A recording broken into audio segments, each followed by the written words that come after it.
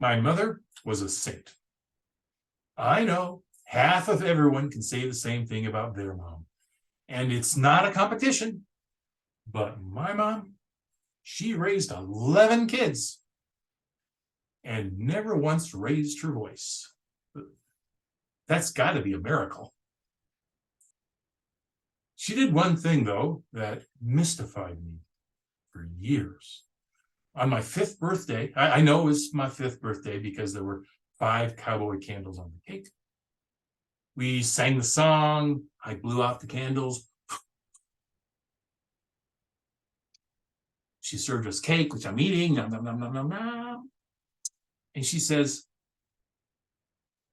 "Did I ever tell you the story of the day you were born?" Ah, Mama. It was a hot Saturday. There was only one doctor on duty because it was the weekend, and normally that's okay, but as it happens, all at once, there went into labor 7 of us. 7. This was a problem. Audrey, next to me, she was having twins, and her blood pressure was terrible. And Beatrice was the skinny teenager that had just walked in the door, never having seen a doctor. So I raised my hand. "I can wait. He's not coming yet." The doctor goes, "Thank you, Doris. Your chart looks good. We will get to you as soon as we can." So Mom sits back and just thinks about life and the farmhouse she grew up in on the windy plains of Saskatchewan, 400 miles north of North Dakota. For her 5th birthday, she went to the hen house to gather eggs that her mom used to make a cake. She grew up to pitch hay, milk cows. She could drive a tractor before she was allowed to drive a car. She became a school teacher, met a boy, got married. Some years later, she's in a hospital. Her 4th child coming soon. "Coming now," she rang the bell. A frightened little nurse's aide came in. "What is it, Doris?" "It is time now." "No, Doris. Doctor cannot come. You must wait." "I can wait, but he cannot." 20 minutes later by the clock, that nurse's aide wrapped me in a blanket and handed me to Mom. She looked at me and said, "You were in a hurry. You will always be in a hurry." "Okay, Mom, can I have more cake?" Yes, of course. For my 6th birthday, it was rocket ship candles on that cake and the story. 7th birthday, I don't remember the candles, but same story. 8th birthday, 9th, high school. I went away to college. I moved out to the coast to get work. Every year, the same thing. "Happy birthday, dear. Can I tell you the story of the day you were born?" "Of course, Ma."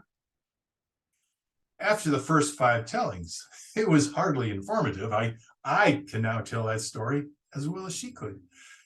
And to be truthful, it was not the most exciting story, not to me.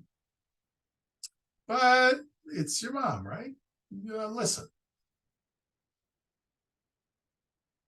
In my 59th year, Mom passed away quietly. Thank you.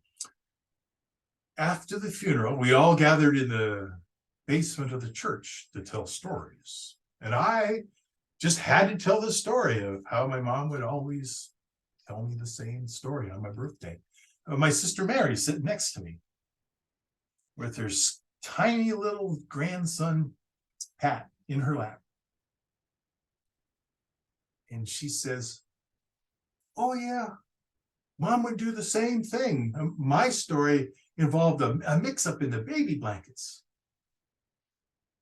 "What?" My brother Matt goes, "Oh yeah. Every year she'd call and tell me about The thing with the bedpan when I was born. Wait a minute. Are each of you telling me that on your birthday, Mom would tell you the story of the day you were born? 50 years the same story? Well, yeah. But why? The whole basement looks at me like I was stupid. Mary says, Randy, can you tell me about the first moment you saw your daughter? Oh, yeah. Oh, that's a great moment. Let me tell you, stop. What are you feeling right now? Feeling? I feel that moment. So what? Stop. Our mother? Mom was not there. The whole basement looked at me like I am double stupid. Boy, when she tells that story, she relives that moment. When people tell a story that's in their heart, they relive that moment. Maybe it's not to inform us on after the first 10 times. It may not be terribly exciting as a story, but bringing that moment back is a gift that we, the audience, can give the storyteller. I'm glad I gave that to her, even though I had no idea I was doing that. I wonder if other people, not just mom, but dad, brothers and sisters, friends, coworkers, a stranger on the bus who wants to tell a story so they can relive that moment. Little Pat goes, "Can I have some cake?" His grandma plops him in my lap and goes to get cake. I have a puppy, you know. Yeah, yes, kid, I know. I'm trying to process something important here. Can I tell you about my puppy? You want to tell me the story of your puppy, which is probably not going to be an exciting story. I don't think it's going to be terribly informative of anything I need, but I can give you the opportunity to relive the moment you got your puppy. Okay, kid, tell me your story. Okay, tell me your story.